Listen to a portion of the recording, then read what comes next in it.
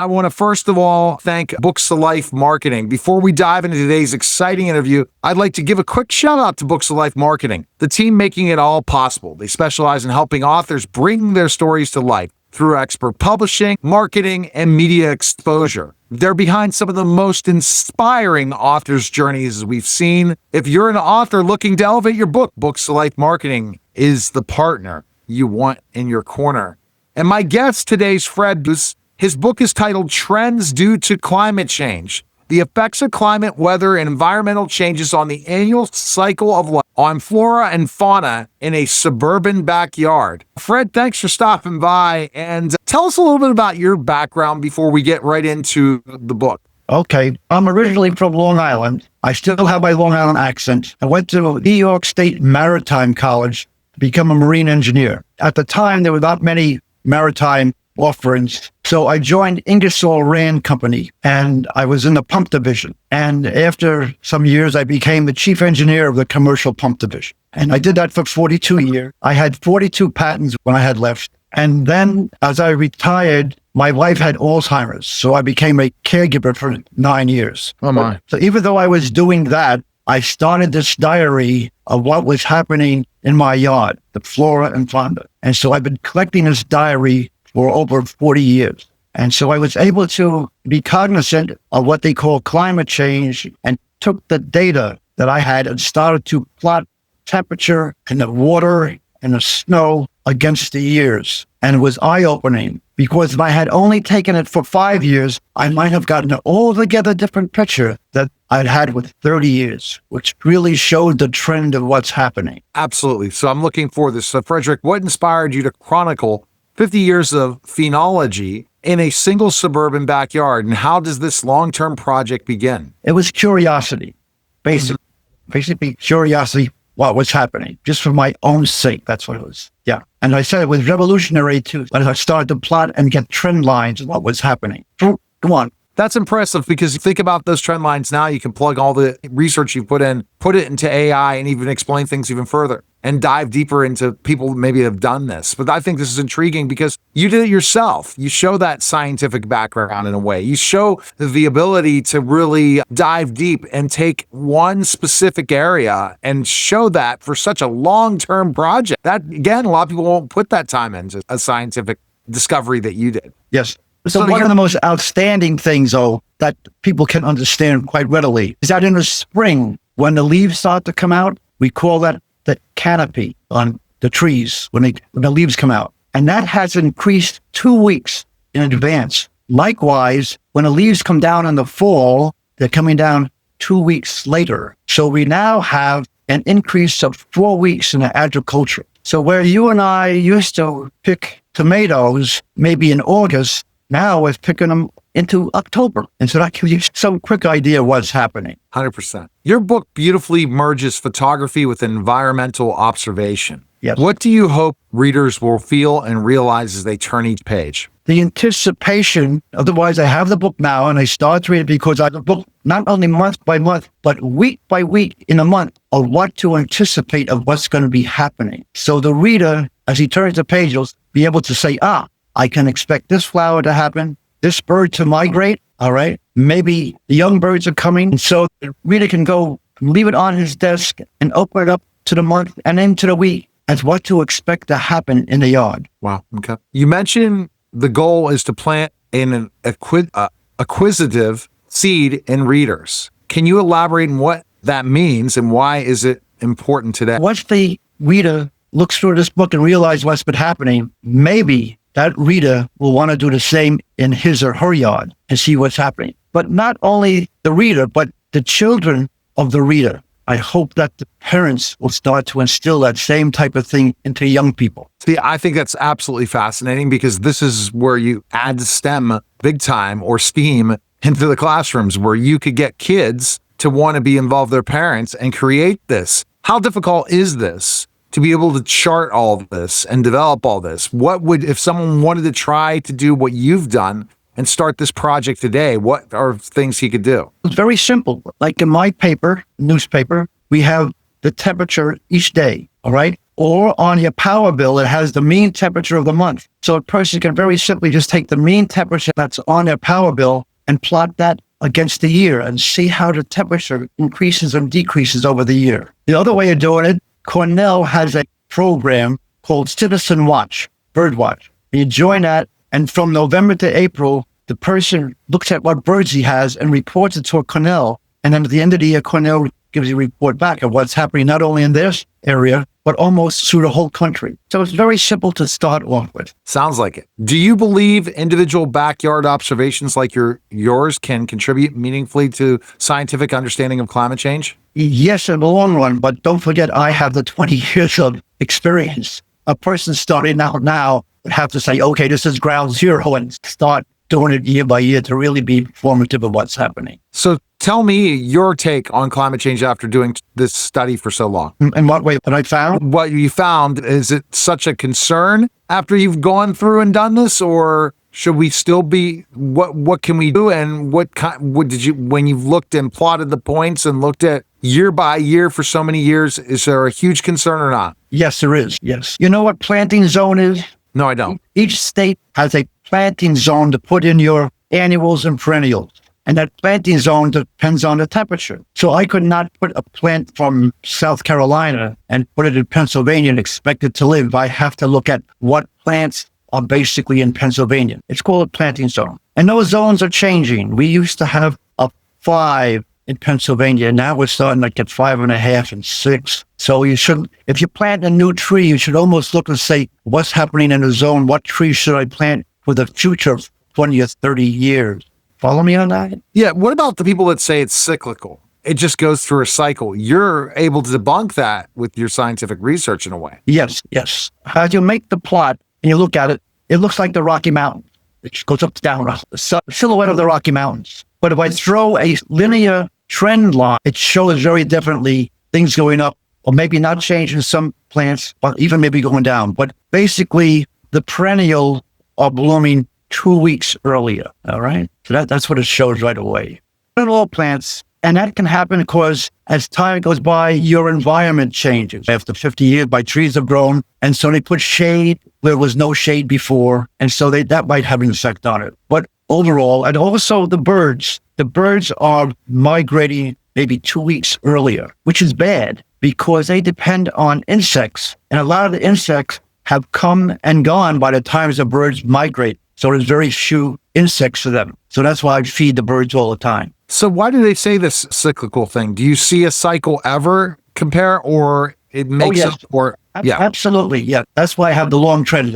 If I just take the cycle for 5 or 10 years, you might debunk the whole thing. Now, the most graphic is the snow in March, okay? In the 1990s, we were shoveling snow all the time. You might remember that's 20 or 30 inches of snow. Yeah. If I plot that 30 inches till now, it's 0 in March. Otherwise, lately have no snow in March. Now, what has happened is that the temperature in March has gone up 6 degrees, basically. And so you're not going to get snow. So you might get rain, but not snow. That's there. So you're comparing your data from when to when? Sometimes it's 30 years, sometimes it's 20 years. So it's the 1990s, sometimes it's 2000 to now. In some cases, I have it back to even 1980s. Have you been able to figure out data from 80 to 50? Any data to compare some of your numbers? I show some, yes. And what are you seeing from the 50s to the 80s? Was there a lot of climate change at that time? The 50s were warmer in the summer and more snow in the winter. If I take the decades, even going back to the 1920s, okay, 1920s to now, decade by decade, the 20s had hotter summers and colder winters. And then that might be 50% of the time. And now it's only like 10% of the time. It's a regular curve showing the difference what's happening. So the argument, people that say it's cyclical, it's not, they just are choosing to pick certain plot points to make it look cyclical. Yeah, and that's like snow. Now and then right now, the snow is not that much. But every once in a while, we'll get a good one. And it might get 20 or 30 inches. And it's a spike, as I call it. You're going along and things are smooth, and boom, goes up high. This phenomena that I see, though, when we get these spikes of 30 inches, the next winter, it's almost 0. And I've had this repeated quite a few times. So a big outlier type of thing. Yeah, yeah. And that your part of the country compared to another part of the country, do you see that's where it would be intriguing, right? Yes, that's interesting. I've been looking at that. So if I take Las Vegas, okay, in the state of Las Vegas, they have 10 planting zones where Pennsylvania has 1. All right. So you got me? They have 10 planting zones in that one state. It's due to all the mountains. All right. And Las Vegas is a man-made area. Wouldn't it be interesting to know what the climate change effect is on a man-made area of Las Vegas? Yes, it would. That would be, yeah. And also, the mountains are not having as much snow, so they're not having as much water to go down to Las Vegas. So that state would be a real interesting thing to examine. So why aren't more people doing something like you as scientists and choosing? It's phenomenology is a study of life outside, and there's a regular organization in the States of phenomenology. Yeah. But I'm doing it just as a lone wolf type situation. Have you talked to the people that are doing those studies and share your data? I've approached them a couple of times, and I told them about my book, but that's about as far as it's gone. That's what happens. Scientists say, no, thank you. So you're seeing more of a spike. So it's all in the data, right? And you're looking at long-term data versus short-term data. Or comparing like the 1950s to the 2020s. And that makes no comparison at all versus comparison of a longer term, longer area. Everyone can put the data together and say, oh, the climate change debate, it's warm and then it's cold again. Yeah. So do you believe in global warming versus global cooling? Because remember, that's we should go. Global warming is a different thing from climate change. Tell me how that is. The global warming is just that. It's the global temperature. Climate change is the weather being included in what's happening. Otherwise, if you go to the internet and look up the definition, you'll see global warming and climate change are 2 different things. How do you feel the people that debunk climate change altogether? They're in for a rude awakening. When do you see that rude awakening based on what numbers you've come up with?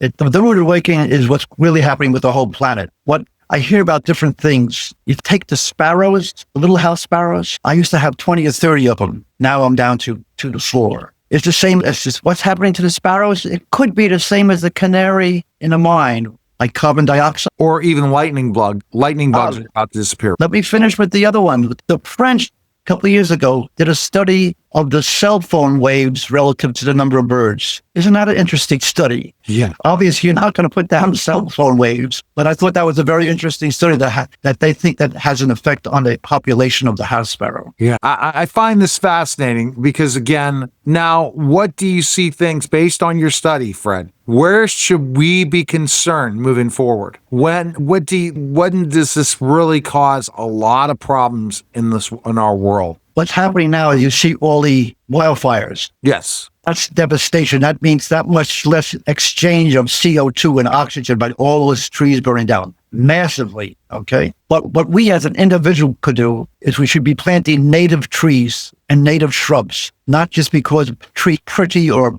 plant is pretty. We should be planting native things. That's the main thing we can. I'm seeing this, man, and it's very intriguing.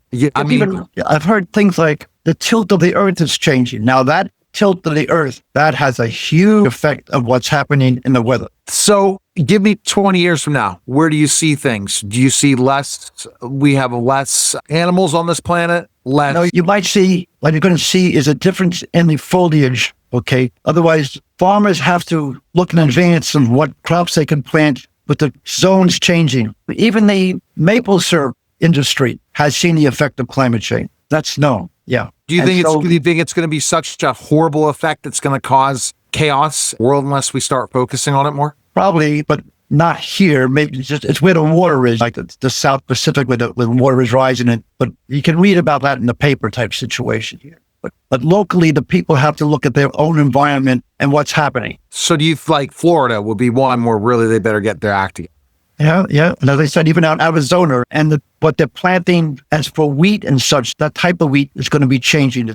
This planting zones are changing. And we're going to become a global species at one point, and we're going to be species. Other planets, especially with climate change, if it continues to go the route it goes, at one point we're going to run out of our natural resources, and we're going to have to go to another planet. What do we say? Do you think that maybe some of these government decisions are made because they are planning on leaving Earth and going to other planets? I don't want to get into politics. But it's not a politics question. It's more of a scientific, because politically, that's not a political move by us going, because remember, a lot of privatized space companies. I'm just seeing that as maybe who cares, then there's going to be resources somewhere else. And will there be other life in other planets? Do you see, you got to keep living, never die, Fred, to see this time. Yeah, it's a long ways off, I hope. Okay.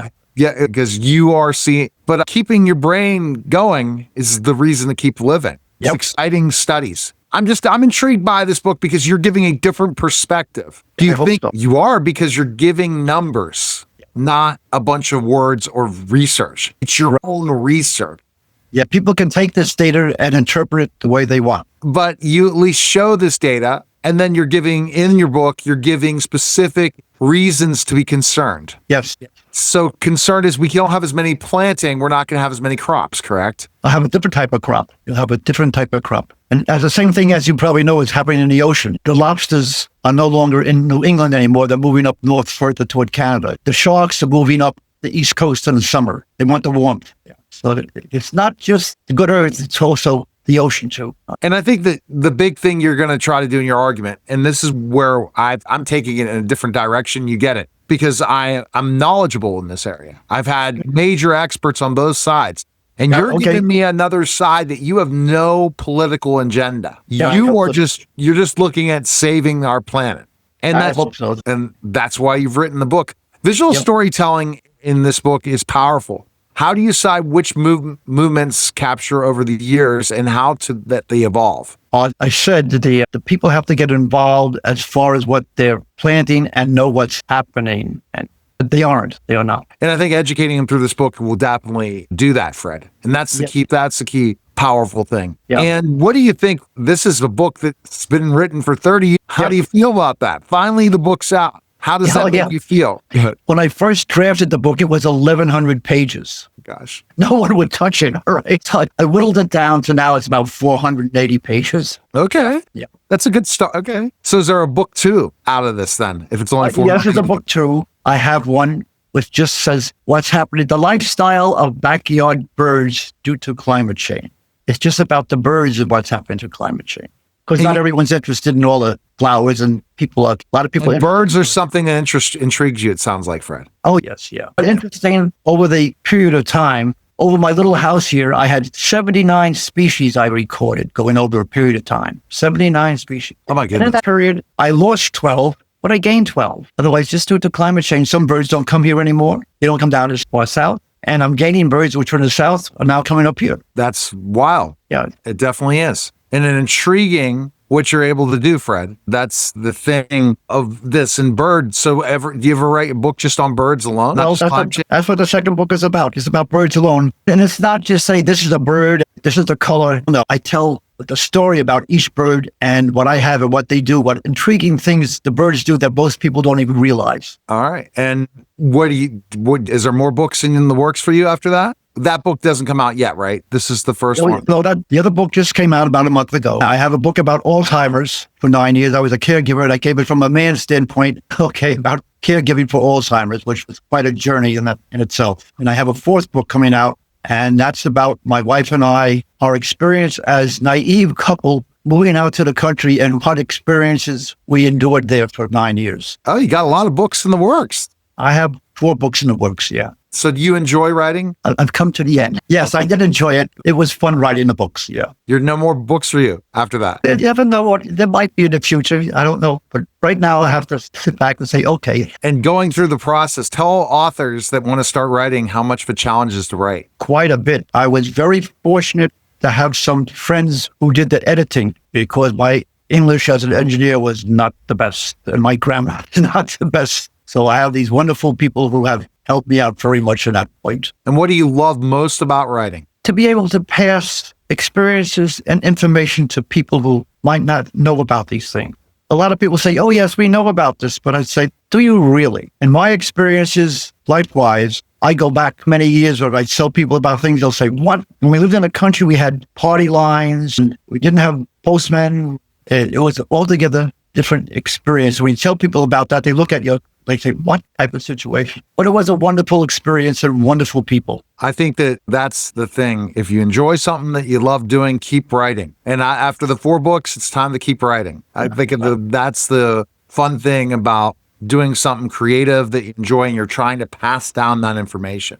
And I've learned some stuff now to look into it deeper. But I think what you should do, challenge yourself, Fred, is tell people, you know what, this is what I'm going to challenge you about climate change. I want you to go and read my book, then read the opposition's book and see which one really has true research and what's true, like versus hearsay or opinion. Because we all have opinions, but the data does not lie. At the end of the day, data speaks volumes, and we're not putting the data and the research into anything anymore, are we? No.